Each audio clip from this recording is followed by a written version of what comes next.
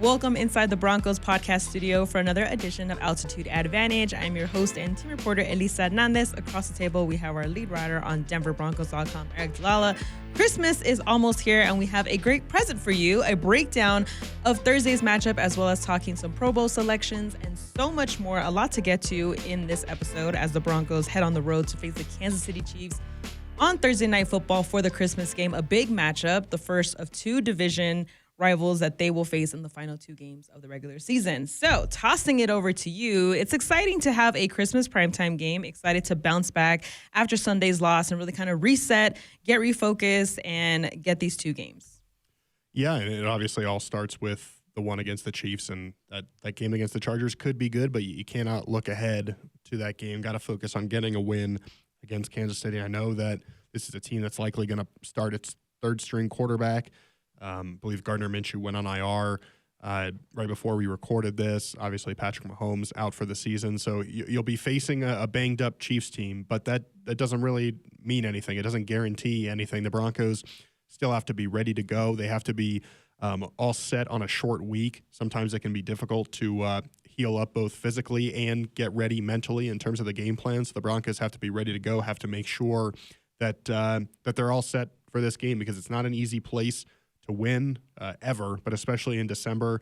Like we mentioned yesterday, I think only 3 quarterbacks in franchise history have ever won at Arrowhead in December. So a tough ask for the Broncos, but this is the team and the sort of team that we've seen respond week after week. So I think they're built for it. I think they'll be ready to go, and hopefully the Broncos can get a big Christmas Day win in Kansas City. Yeah, Thursday marks the Broncos' 5th game on Christmas Day in team history. So it's going to be exciting to kind of have Christmas Day. All eyes are on the Broncos, and a big chance, as you mentioned, to get a big win. And I know that we did not get the win on Sunday, but a lot of the vibe around the locker room was just kind of like that hunger of adversity and kind of being like, okay, like we have a more fire under us, because the fire never went out for this team. I know Broncos country, it was not pleasant to get a loss. Obviously, at this point, we just want all the wins. But, losses do happen. It is the National Football League. But let's head to some comments and get the pulse of Broncos country, what we got there. Yeah, I think, especially from the post-game podcast, I think people had the similar perspective that guys in the locker room did. Jason Bonney says, this loss will fuel the team going forward. It hurts in the moments, but I think it will serve them well in their Super Bowl journey. Bulwarked here, wish Pat Bryant a speedy recovery, and also said better to lose that game than later on down the track. Look at the Pats and how they learned from their loss to the Bills. Our Broncos will learn and improve. Look out KC. Travis Starr says this could be just the thing they need to refocus and get back to winning. Also mentioned wants a rematch with Jacksonville in the playoffs. And then Broncos 10 says the Broncos are very resilient, won't let this loss define who we are and what we're capable of achieving. Time to reset, refocus, and re-energize for the Chiefs game and on. And that was actually a similar kind of message that people had even before the game. There were some people on our pregame podcast that were pointing out, hey, the Broncos in their previous Super Bowl runs lost games in their previous Super Bowl runs. And so I think that the fan base, while disappointed, and you're always going to have, I think, especially on Twitter, the extremes of, oh, this means the season's over. I think most of our listeners seem to have the perspective that this was one game, you put it behind you, and you gear up for an important game against the Chiefs. And that if we talked before about the Broncos and teams that would play them, kind of the toll it would take on teams the next week. And I wonder, one thing is just that was such a physical game against the Packers, and the Broncos really got up for that game. Not that they weren't up for Jacksonville, but I just wonder if that was such a tough game that it took a toll on the Broncos from a physical perspective. And we'll see. That's part of why it's so important these next 2 weeks to try to find a way to get a win, because if you get the first round bye, you get that extra rest. You probably are feeling better going into a divisional round. You don't have to play, like, if you're playing a wild card game, you're potentially playing a physical team like the Chargers again, like the Texans, which could have an impact down the road as you keep going. And so part of the reason, can you turn the page on this short week? get a win versus Kansas City, then you've got some extra days to rest up for a big game against the Chargers. So those are both things that I'll be kind of looking for is just, hey, this rest at this time of year matters. Can the Broncos do what they need to do these next 2 weeks to get it done and get that extra time off? After the game, Pat Surtain II talked about the fact that winning 11 games straight is a big accomplishment. And I think to put things in perspective a little bit more, the Broncos have only had 2 losses dating back to August 9th in preseason, where they won those 3 games and then obviously started the season with a win, had those 2 losses, and then hadn't lost since. So you have to kind of step back and look at the bigger picture of things and understand, like, obviously we want all the wins, but you have to make sure, like, you always keep focus of what the bigger picture is for this team. And I know that that's the message that head coach Sean Payton has been mentioning of just moving on from the wins. That philosophy applies to the losses too. And they're going to learn from it. And they have a quick turnaround as you go into Thursday Night Football. And we're going to get into the breakdown of that matchup in a second. But big news, Broncos country, because 6 Broncos were named to the 2026 Pro Bowl games. That is Zach Allen, Garrett Bowles, Nick Bonito, Quinn Miners, Pat Surtain II, and all rise for Cortland Sutton. Pat Surtain being named a starter along with Nick Bonito, Garrett Bowles, and Quinn Miners. Pat was with his 4th Pro Bowl, Nick with his 2nd consecutive, Cortland Sutton with his 2nd, Zach Allen, Garrett Bowles, and Quinn Miners with their 1st. Obviously, you want all the Broncos to go to the Pro Bowl because they have just been playing amazing this season. How excited are you for these guys, especially the ones that get in their first nod to the Pro Bowl games? Yeah, I think that this is exciting, obviously, for the Broncos, and we hear it a lot that with team success comes individual success, right? And that when you're playing well as a football team and you're a 12-3 football team, you're going to get recognized, and guys that deserve these honors are going to get them. And certainly we'll talk about this in a second, but you could argue there's other guys on this roster that should be on the list as well. But to see a Quinn Miners get recognized, to see a Garrett Bowles, who's been a second-team All-Pro but has somehow never made a Pro Bowl, Zach Allen, who's been a second-team All-Pro but has somehow never made a Pro Bowl, Cortland Sutton makes his first Pro Bowl since 2019, and it's actually his first initial ballot Pro Bowl. He got in as an alternate last time. So this is really, I know it means a little extra to these guys when they make it kind of in the first round. That matters. Nick Bonito to be the first pass rusher to go back-to-back in terms of Pro Bowl selection since Von Miller. And you kind of look at some of these guys. Garrett Bowles is the first tackle since Ryan Clady, over a decade ago. Quinn Miners, first guy since Luis Vasquez over a decade ago. And so you are looking at guys that are accomplishing things that have been done in a long time. And Zach Allen, first guy since Trevor Pryce in 2002, I believe. So it's a long time coming. And then Surtain is accomplishing things and that haven't been done very often in franchise history. Yeah. He's got 4 Pro Bowl nods in his first 5 seasons. Only, but only one of 3 guys to ever have 4 in his first 5 seasons, joining Von Miller and our friend, the Hall of Famer, Steve Atwater. When you're in a company like Steve Atwater and Von Miller, that speaks to the caliber of your play. And then obviously you mentioned the 4 in a row. Yeah. Only Champ Bailey and Aqib Talib. Those are the only other guys in franchise history that have, only other corners in franchise history that have made 4 in a row. So, Cortland, he's one of, I believe, 5 receivers in franchise history with multiple Pro Bowl selections. So it speaks to, these guys have all earned this, and they're really high caliber players. 5 of the 6, I believe, were drafted by the Broncos. Speaks to the job that George Payton and the front office have done. And Zach Allen, you could argue, is one of the better free agent signings in recent memory for the Broncos. So just a really good job of assembling this roster. I think George Payton deserves a lot of credit there for what he's been able to do, building this roster alongside Sean Payton and the job he's done coaching this roster. But this is not just like another year for the Broncos, obviously. And you have to go back to 2014 to see the last time they had this many guys make the Pro Bowl on the initial ballot. 2016, they ended up with 6 guys, but 3 got in as alternates. 2014 is also the last time that they had 3 guys make the 3 first-time Pro Bowlers make the roster. So it's well-deserved, and it's impressive to see. And I'm happy for these guys because they play hard. And I know that we've talked about this before with like a Zach Allen. You don't want it to matter to you whether you make it or not, but like naturally you want to get recognized for what you do and have people appreciate the work you put in and the way that you're playing. And so we'll hear from these guys, I'm sure, later this afternoon on Tuesday, just what it means to make the Pro Bowl.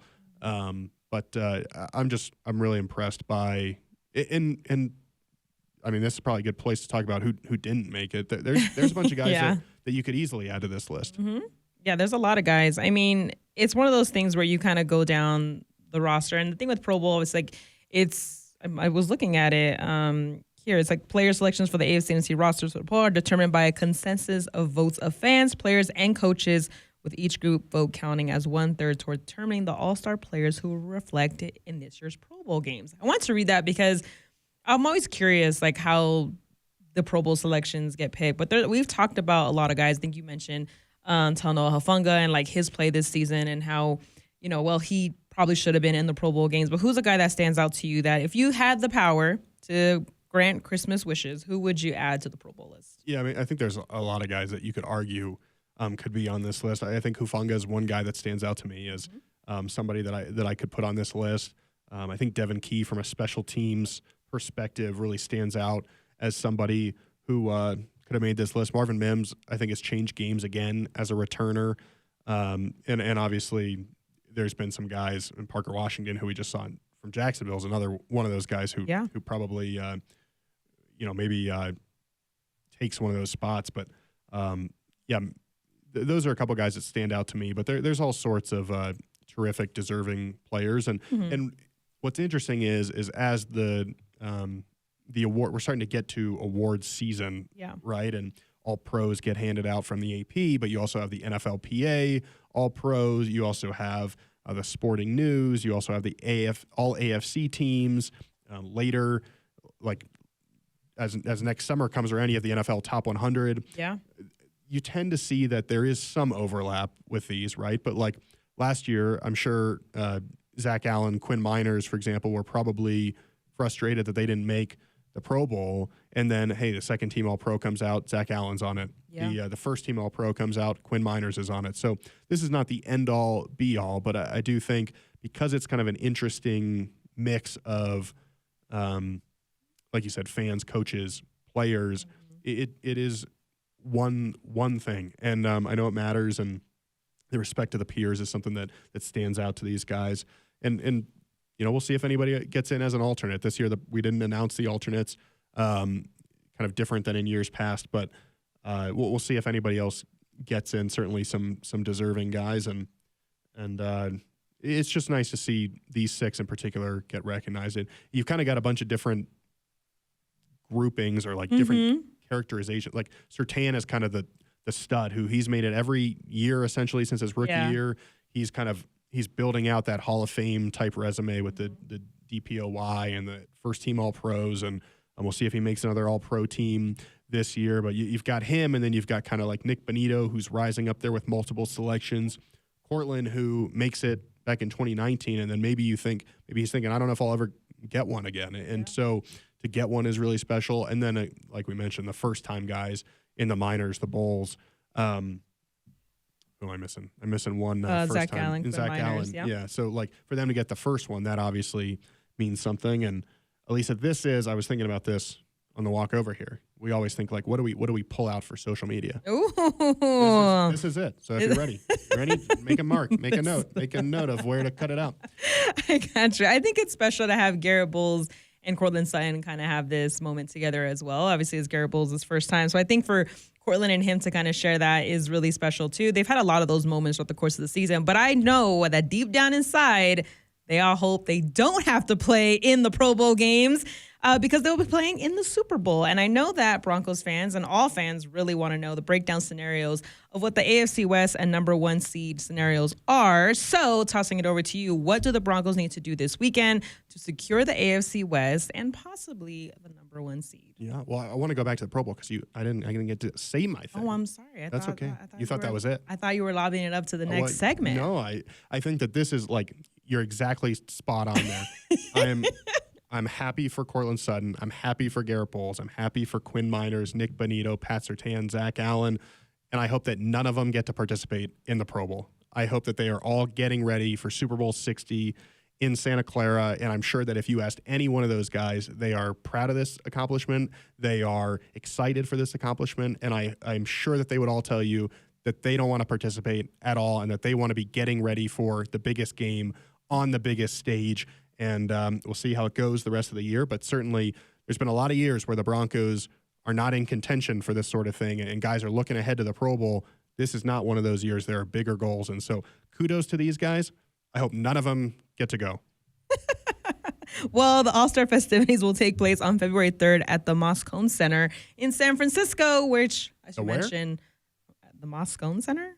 Okay. I think that's what it's called. Well, hopefully I don't have to learn what it's called because we're not going to be there. All right, let's move on to the next segment. As we look ahead to Week 17, as we mentioned earlier in the show, the Broncos will be playing the first of two division rivals to end the regular season. Going into this matchup against the Chiefs, a couple scenarios that are floating around. But first, let's start with the AFC West. What do the Broncos need to do to secure that title this week? Yeah, so the Broncos, they cannot clinch on Thursday night against the Chiefs, but they can put themselves in position to clinch. And I think that's the most important thing is, first of all, the Broncos have to win on Thursday to give themselves a chance in Week 17. So go take care of business on Christmas Day, beat the Chiefs, and then if you're a Broncos fan, you can sit back and watch on Saturday as the Texans play the Chargers. And if the Broncos win Thursday and the Texans knock off the Chargers on Saturday, that will give the Broncos their first AFC West title since 2015. It will guarantee at least one home playoff game, and it will set you up in Week 18 to potentially earn that number one seed. There are some ways where you could get the number one seed this weekend if you have losses by Jacksonville, by Buffalo, and by New England, but that obviously requires several things to go your way. And so in terms of the number one seed, the best case, or excuse me, the most likely scenario in my mind at least is got to win the next two games. And so there are some ways where you could clinch the one seed as early as Sunday, but in my opinion, the most likely scenario is still it's going to take these next two games, finding ways to win. But that said, either way, regardless of what happens this weekend, the worst case scenario next week is still for the AFC West. But it is possible if the Broncos control their game this week against Kansas City and they get a little bit of help from Houston, which that should be a very close, exciting game. That would do it. That would clinch the AFC West. And then next week, only the one seed would be on the line as opposed to both the one seed and the AFC West. A lot of scenarios, obviously, I feel like are playing out. And as you mentioned, with just how different teams are playing, it's kind of hard to see what you want from one team or the other. And I think that's why the Broncos are in such a good position of, as you mentioned, controlling their own destiny. Because with the Colts losing on Monday Night Football, 4 teams went on and clinched the playoff spot due to that loss. And so that kind of shows you how tight this AFC race is, whether it's for the number one seed or just for division titles across the conference. And I think for the Broncos, when you're going into this matchup, we've heard guys talk about it in terms of you can't underestimate this team.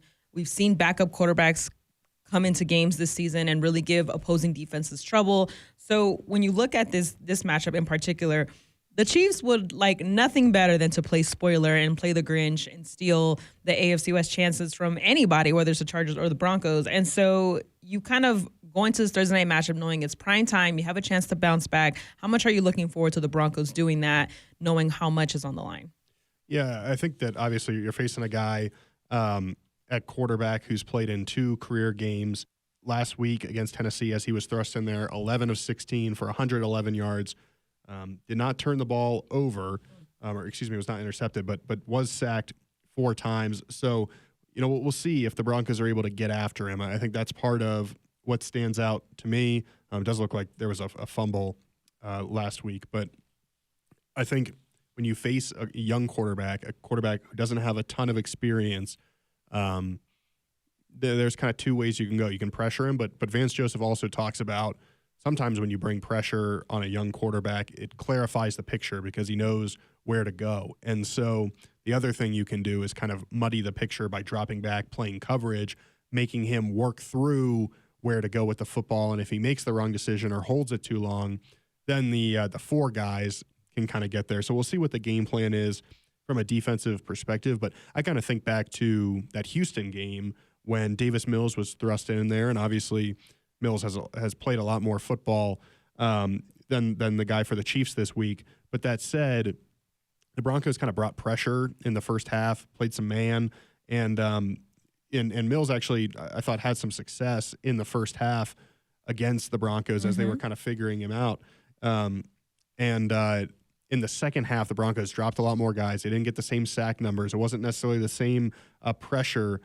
But that said, the Broncos had a lot more success and kind of held the Texans in check. So I'll be interested to see how does that translate to this game. But I think this is a banged-up Chiefs team to some degree. Yeah. But you still have guys like Travis Kelce. You still got playmakers there. We'll see kind of how their injury report develops, whether guys like Rashee Rice end up playing in this football game. But there's still talent. There's still pride. Like you mentioned, they're going to want to not let the Broncos come in to their home stadium and sweep them. Right, and sweep them for the first time in a decade. But that said, I do think, especially defensively, you didn't have the game you wanted to play last week. And this is a chance to respond and show that you're still a top defense, and that while there's been a couple of games since the bye where it hasn't looked the way you've wanted it to look, you still have that capability to play like you did against the Packers in the second half, and you still have the chance to get it right here before the playoffs start. One guy that I really am interested to see is Nick Bonitto, because he, after the game, it seemed like he took things hard and took them personally, and that he was not pleased with the way he played in that loss to Jacksonville. It's been a couple weeks since he's had a sack. He had 2 against the Raiders in week, what would that have been, 14, but did not have one against Green Bay, did not have one against Jacksonville. 2 quarterback hits over that time period. I know that there are other ways to impact the game, and it's not just sacks and quarterback hits, and sometimes the pressure that Nick Bonitto can provide off the edge makes the quarterback step up, and all of a sudden Zach Allen or JFM or Malcolm Roach, they're the ones getting the sack. So I don't want to discredit what Nick Bonitto's done. But that said, I think he views himself as a game wrecker, a game-changing player down the stretch, and especially as we play these final 2 regular season games and then the playoffs, you need Nick Bonitto to be kind of that game-changing force off the edge, make the game-changing plays, get a strip sack. We saw last year he had 2 defensive touchdowns. It's possible that in a playoff game, or in a primetime game against the Chiefs, or next week against the Chargers in a critical game there, that one big play, one turnover could make the difference between winning and losing, between having the 1 seed or not, between having your season continue or ending. And we've talked a lot this year about, can you find a way to get those game-changing turnovers? I know that we've talked about it again and again, but hopefully over these final few weeks you see that click, and all it takes is one to really change the game. And look at Jacksonville. There were a couple times where if you were able to come up with that game-changing turnover, or if the Broncos on offense don't have that turnover, how different the game looks. And so those extra possessions are critical. They're momentum changers as well. So Nick Bonitto, I know that he is raring to go just based on his post-game comments. So I'm excited to see how he plays in Kansas City on Thursday night. It's an added motivation, too, when you just get named to your second Pro Bowl, to be like, let me go show why I'm a Pro Bowler. And you specifically mentioned just the primetime games. When you look at how Nick Bonitto has played on primetime games, on that Monday night against the Bengals, he had 1.5 sacks. And then in London, he had a sack. And then you go into Thursday Night Football, he had 1.5 sacks. And Washington, he had a sack. And obviously the batted down pass against Mariota when he was trying to go for that 2-point conversion to win the game. So he comes up big in primetime games. And so with this being one, I think it's the perfect time for him to kind of showcase that frustration that he was feeling and turn it into something positive. And there's one thing that with these guys is they love the idea of adversity. They love the idea of you guys counting them out. They love the idea of the outside, even though they don't pay attention to it like specifically, they're aware of it. And I feel like they use that as motivation to kind of rally together versus taking it personal, just kind of be like, you know what, let me show you better than I can tell you. And that's definitely the kind of player that Nick Bonitto is. When you look at just this matchup as a whole, as for Thursday Night Football, it's helpful almost that it's a short week because they would kind of move on from this loss. You mentioned about the injury report. Obviously, the injury report that the Chiefs put out was an estimated report. They did not hold a practice, but Rashee Rice was under concussion with the did not practice. A few of their wide receivers, corners, tight end, just some key players that they kind of have on there. But when you look at just how you can't really put too much focus on it because anything can happen in this game, who on the Broncos are you looking to stand out in Thursday's game? Yeah, I mean, we just talked about Bonitto. I would say offensively, it feels like a game where R.J. Harvey's coming off a couple of really good performances. I believe he's got 100 scrimmage yards in 2 of his last 3 games. Can you continue to ride that and see Harvey? This is a game that I think you can control if you're able to get ahead early. He just got another NFL Rookie of the Week nomination. Yeah, he's one of those guys every week that he's in that conversation.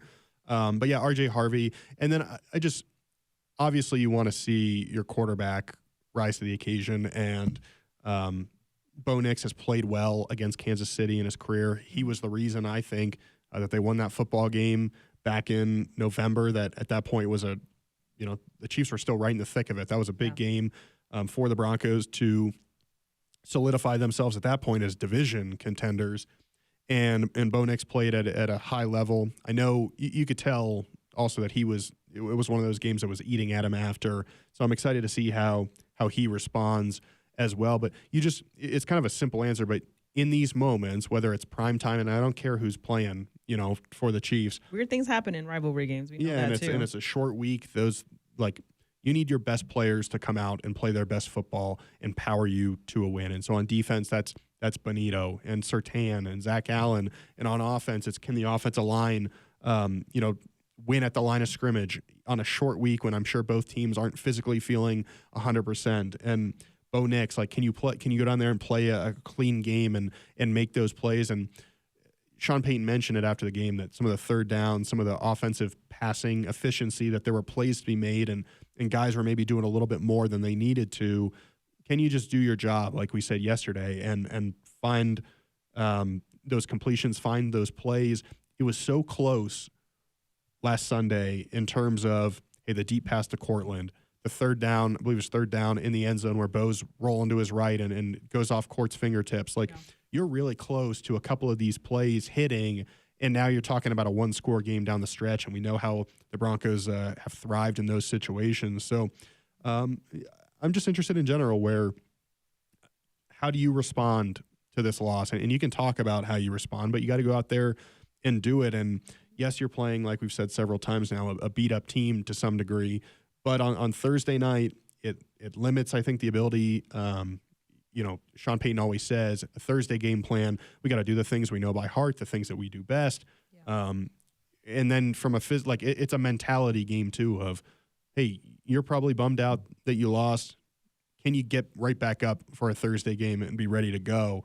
It's almost more of a mentality game than anything else. And it'll be important that in this game, I know we've said it, it's Thursday, it's division. These games, we saw it at home against the Raiders, they can turn out to be kind of funky. But if you're the Broncos, you want to find a way to, I think, deliver an emphatic performance where you are not kind of where you're not locked in a tight one late in the game, because this is one that you talk about games that you need to win, and you never want to call a game this point of the year a must win, but it's one the Broncos need to get. And so need their best players to step up and play at a high level. Yeah, the Broncos need to win on Sunday to start the season 13-3 for the first time since 2013. And you talked about Nick Bonitto and him really getting after the quarterback. I'm looking forward to seeing what Jonathan Cooper does. His locker is right next to Nick Bonitto's for postgame, and you can tell both of them were very unhappy with their performances, but more hungry and anxious almost to get back on the field to showcase what they can do. And this team obviously leads the NFL in sacks. They need one more sack to set a new franchise record for most quarterback takedowns in a season, a record that they set last season. And so you know what this team can do. And you mentioned head coach Sean Payton saying, like, we got to go back to the things that we know, things we know by heart. That is something that the Broncos defense knows by heart, is how to get after the quarterback, especially when you look at Bonito and Jonathan Cooper's numbers on top of Zach Allen and what that trio can really do. And then you mentioned Courtland Sutton. He's really close to reaching his 1,000 yards for the season. His performance this year, I think, has been such a safety blanket, security blanket, whatever you want to call it. Bo has joked about, just knowing how reliable Courtland Sutton is. But how key is someone like him, a veteran presence in a key matchup like this, who's been in these rivalry games over and over and over again, knows how tough it is to win? How big a game do you think he's going to have in just terms of just his performance out there and being so close to reaching 1,000 yards for the season? Yeah, I mean, he's close to reaching 1,000 yards. He's also like within reach, at least, of setting new career highs in receptions and receiving yards. I believe he needs 12 catches to tie his career high in receptions, and then I think he needs like 150 yards, 141 yards, I believe, to reach a new high in receiving yards. So it's possible here over the final 2 weeks of the season. Yeah, I mean, I think you saw it early against Jacksonville, and it didn't happen as much late in the game, but like early in the game when you needed plays, they went to Courtland Sutton, and he was able to make some nice catches and help the Broncos move down the field. I think you look back to the game against the Packers, you look back to not any game, but most games this year where the Broncos were in a clutch situation and needed a play, and it's Bo Nix to Courtland Sutton. Yeah. And I think you look at any of the stats in terms of his third down numbers, he's right up there with anybody in the league. And that's the type of Courtland Sutton you need now, that you need down the stretch of this season. And like, if the Broncos are going to go on a run in the postseason, you're going to need Courtland Sutton to be that guy and make those plays. And I'll be excited to see him respond. I think that's kind of the key thing for me, that no matter what else, just over the course of the next 2 weeks, how do you respond against the Chiefs? And then how do you get ready for a big game in LA? But obviously it starts with this game in Kansas City. That focus and that mindset and those growing pains of not getting too ahead of yourself is what the Broncos have been doing all year. They never let a game or a moment become bigger than the team. You see Bo Nix handle what is considered a massive game, and he is just cool, calm, collective, a true leader in that locker room.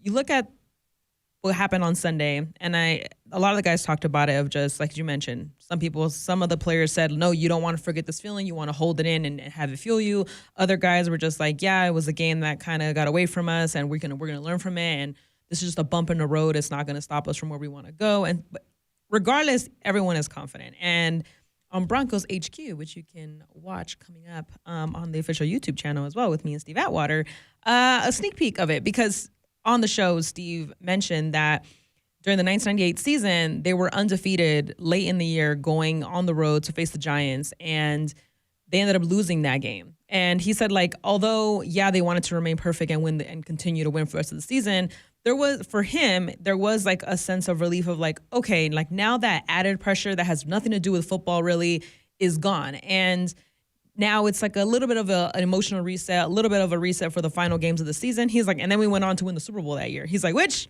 good juju with this story that this happens this year as well. But you have these outside things that you almost not lose focus, but you want to kind of track yourself to being like, okay, the plan is one win at a time. Forget about the 11 winning streak. Forget about being undefeated at home. It's about the next opponent winning that game, because as we talked about it on multiple podcasts, the Broncos are in control of their own destiny.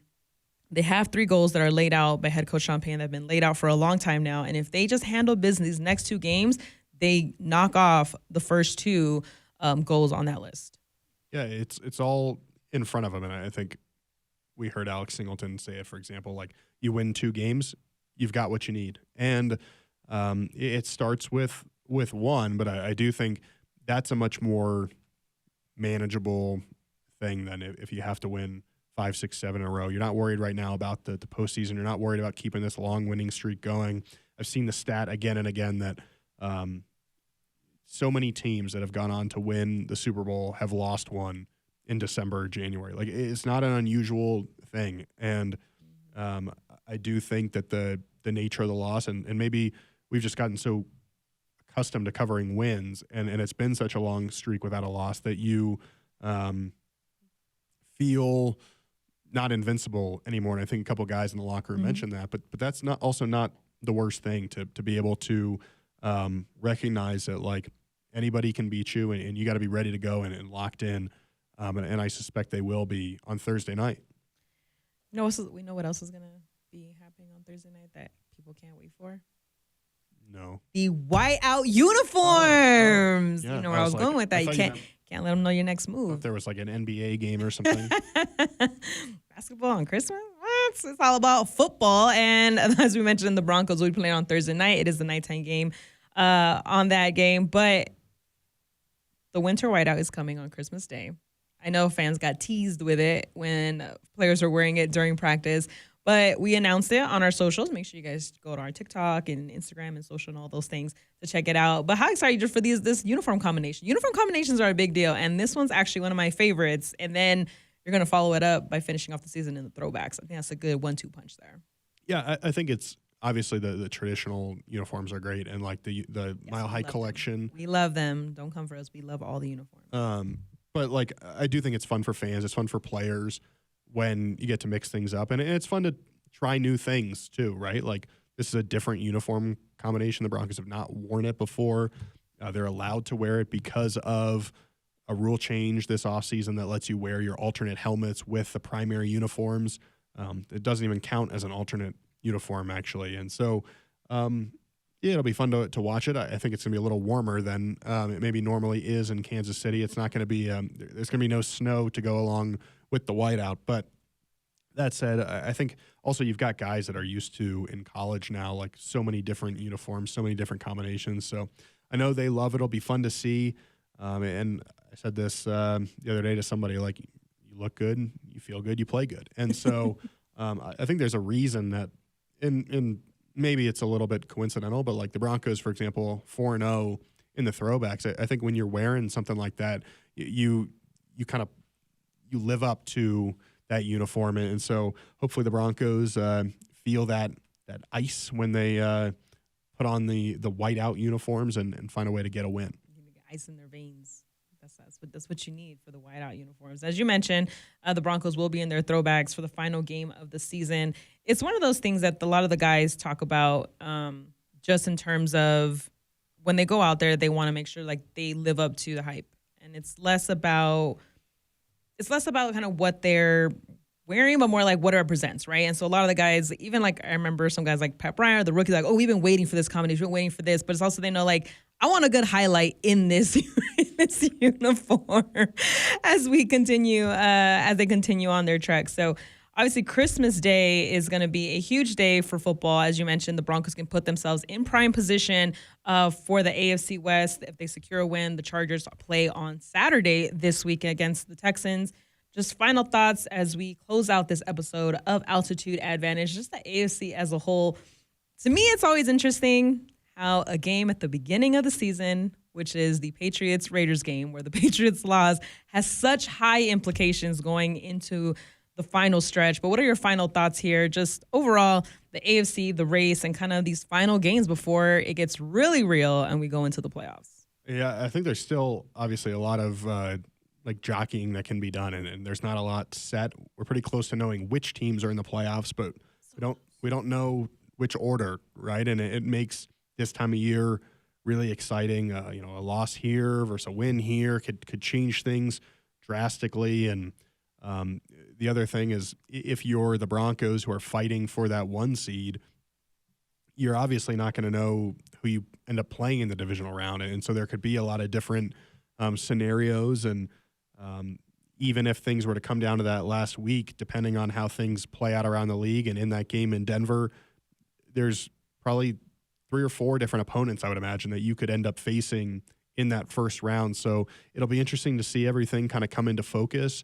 It probably won't come into focus until late on Sunday of the final week of the regular season. That's part of what makes the NFL so exciting. But again, the big thing is, and we heard it in the locker room, we've heard it from Sean Payton, the Broncos still control their destiny, and it's on them to internally have that focus and go out and get it done. Because you mentioned that tie break against New England because of that, and who knows, like for a long time it looked like the Broncos' loss to the Colts was going to end up being one that hurt them. And obviously, Indy's not as high in the race right now. They're clinging to their playoff lives.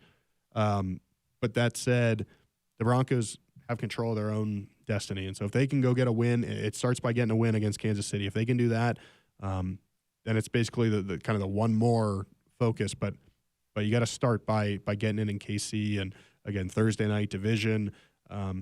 It's not going to be easy, no matter who's at quarterback. And I should say, I believe it's Oladokin. I want to give him the respect he deserves there. South Dakota State product, former 7th-round pick. But, might have 2 career games under his belt. But anybody at this level is capable of challenging you. And so the Broncos have to be ready to go and excited to see it on Christmas night. Yeah, 6 teams in the AFC have more than 10 wins and are still battling for playoff position. So it's crazy to see how that's playing out. It's interesting how the AFC North is going to play out. And then we don't talk about it very often, but what's happening in the NFC is very interesting as well, and some big matchups coming up there. Well, again, Broncos country. 6 Broncos were named to the 2026 Pro Bowl games. And as we both mentioned, with high intensity, we hope that they don't have to play in the Pro Bowl games because the Broncos have bigger goals of playing in the Super Bowl. But it all starts with winning the division and then getting the best seeding possible. And that all starts this Thursday when the Broncos play on Christmas night against the Kansas City Chiefs on the road. Make sure you guys tune in to the game. We do hope that you guys have happy holidays. Spend it with your family, listening to this podcast, listen to it again for good juju and all that good stuff. But to get you prepped for the game, make sure you guys check out our socials, our website, our YouTube channel, all those good things. A brand new episode of Broncos HQ will be available before the games. Make sure you guys check that out. But once again, I am your host and team reporter, Elisa Hernandez. Across the table is our lead writer on DenverBroncos.com, Aric DiLalla. We appreciate you guys listening so far this year. And we will be back with one more episode before 2026, if I'm not mistaken, because New Year's is on Wednesday this year? At least one before we close out 2025. Well, again, we appreciate you guys listening, and tune in Thursday, root hard on Saturday for the Texans, and so much more. So again, we appreciate you guys listening, and for all the latest, make sure you guys visit DenverBroncos.com.